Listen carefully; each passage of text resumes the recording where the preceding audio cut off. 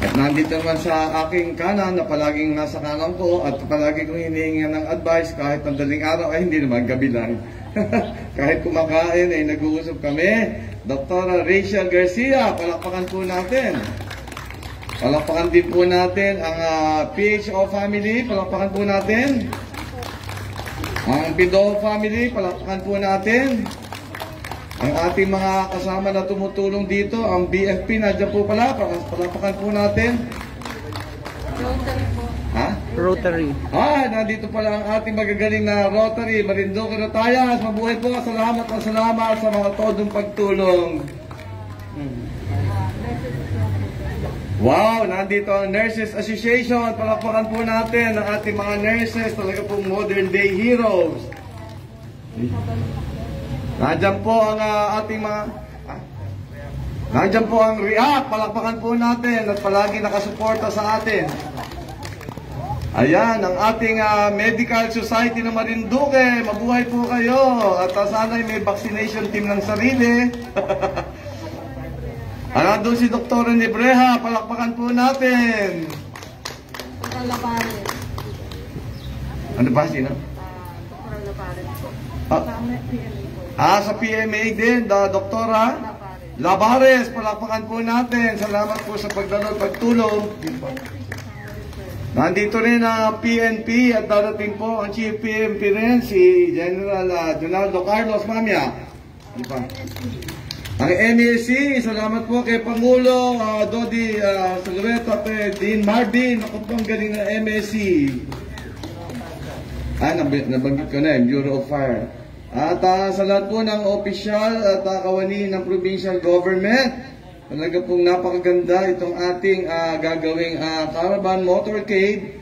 Kasi nga po pinapakita na tayo po ay united.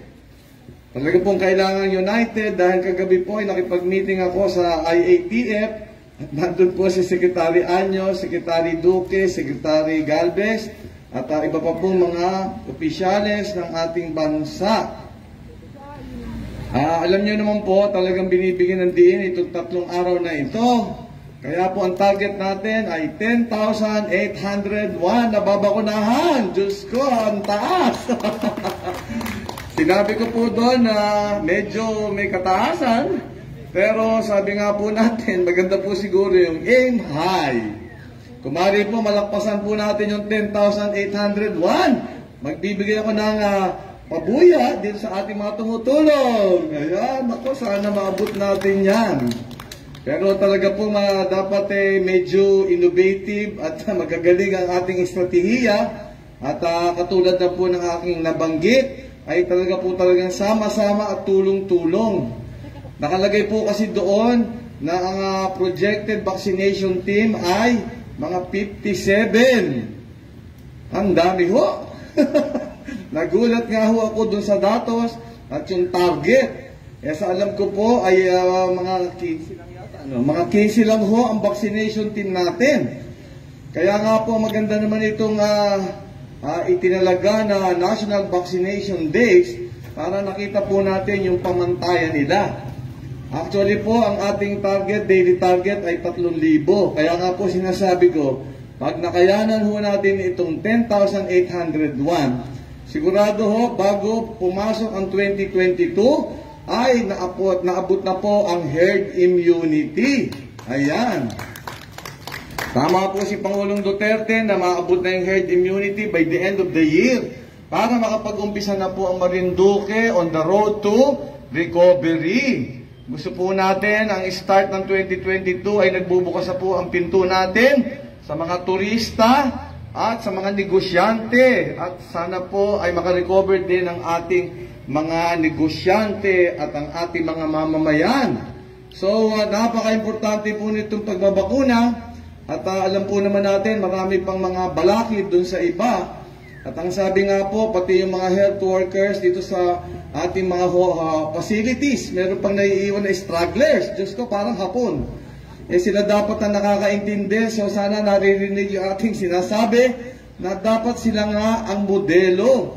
Bakit may naiiwan pa, hesitant pa na magpabakuna? Ano ho?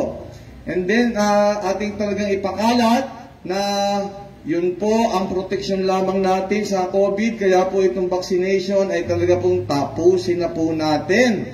At ang sinasabi po natin dito sa Alert Level 2, ang mga may pribilehiyo ay yung fully vaccinated. Kaya po itong mga barangay captains natin at kayo po lahat dito, ang lakas ng impluensya nyo, kailangan maipaliwanag talaga lahat na ang daming advantages pag fully vaccinated.